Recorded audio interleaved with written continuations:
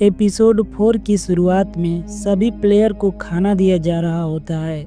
उस वक्त सोंगी होन खाना नहीं खाता है। तब उसका दोस्त उसके पास जाता है।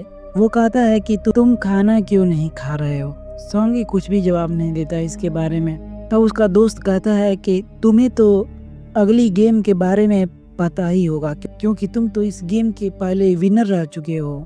सोंगी बताता है कि जब मैं खेलने आया था उस वक्त डलगोना गेम हुई थी।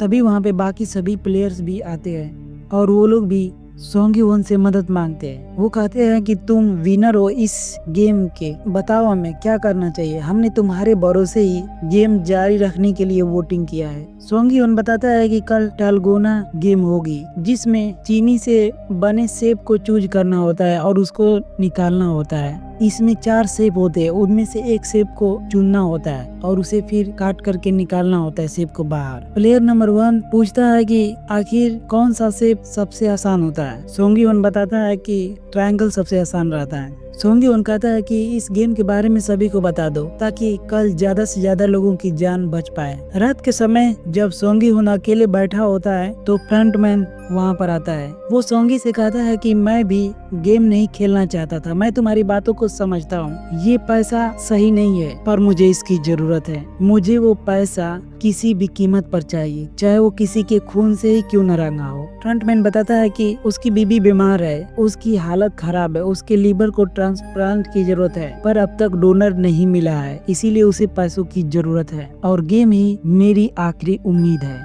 बताता है वो कि वो अपनी बीबी और बच्चों के लिए किसी भी हद तक जा सकता है। कुछ समय बाद गेम के स्टाफ लाशों से उनके पार्ट निकाल रहे होते हैं, पर सभी प्लेयर तो पहले ही मर चुके होते हैं, इसीलिए उनके कोई भी आर्गन काम नहीं कर रहे होते हैं। जो डॉक्टर होता है उसमें का, वो फ्रंटमैन को कॉल करके बताता है कि किसी ने जानबूझ करके इन सभी प्लेयर के सर में गोली मारी है, इसीलिए इनके अब कोई भी आर्गन काम के नहीं है। फ्रंटमैन उसके बारे में पता करता है कि आखिर किसने किया है। वो उस लड़की को अपने पास बुलाता है जिसने उन्हें शूट किया होता है। पूछता है कि तुम आखिर ऐसा क्यों कर रही हो, हम लोग कोई गलत काम तो नहीं कर रहे हैं। वो कहती है कि मतलब मैं सिर्फ गेम के नियम का ही पालन कर रही हूँ। फ्रंटमैन कहता है कि आखिर में वो लोग तो मरने ही वाले हैं ना, हम लोग अगर उनका आर्गन निकाल करके किसी और इंसान को जिंदगी दे रहे हैं तो इसमें गलत क्या है। पर वो लड़की इसका जवाब दिए बगैर ही वहाँ से चली जाती है। वो लड़की यहाँ पे सिर्फ इसलिए काम कर रही होती है क्योंकि उसका बच्चा नॉर्थ में छूट गया होता है। उसे वापस लाने के लिए उसे पैसों की जरूरत होती है। नेक्स्ट सीन में जुनहो अपने बड़े ऑफिसर से सोंगी वन की मदद करने के लिए कहता है, पर वो सबूत मांगता है।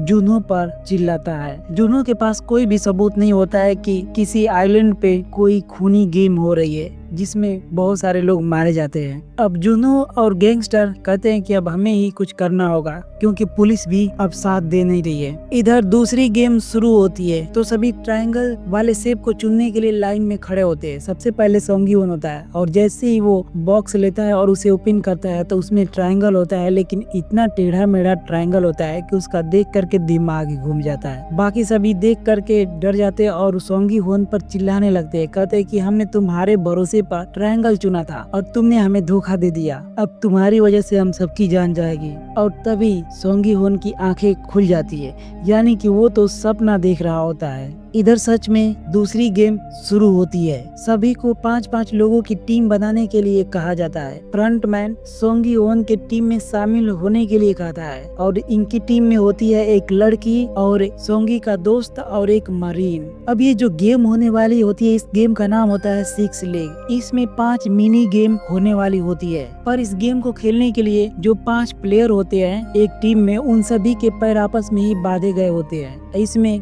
टीम के हर एक मेंबर को अलग अलग गेम खेलने होते हैं और गेम को 5 मिनट में ही खत्म करना होता है। अगर ये गेम 5 मिनट में नहीं खत्म हुआ तो वो प्लेयर्स मारे जाएंगे। और इसी के साथ पहली और दूसरी टीम इस गेम को खेलने के लिए आगे बढ़ते हैं और वो लोग आखिर में 5 मिनट उन लोगों का पूरा हो जाता है और वो लोग गेम को जीत नहीं पाते हैं, जिसकी वजह से उन्हें शूट कर दिया जाता है और ये एपिसोड यहीं पर समाप्त होता है।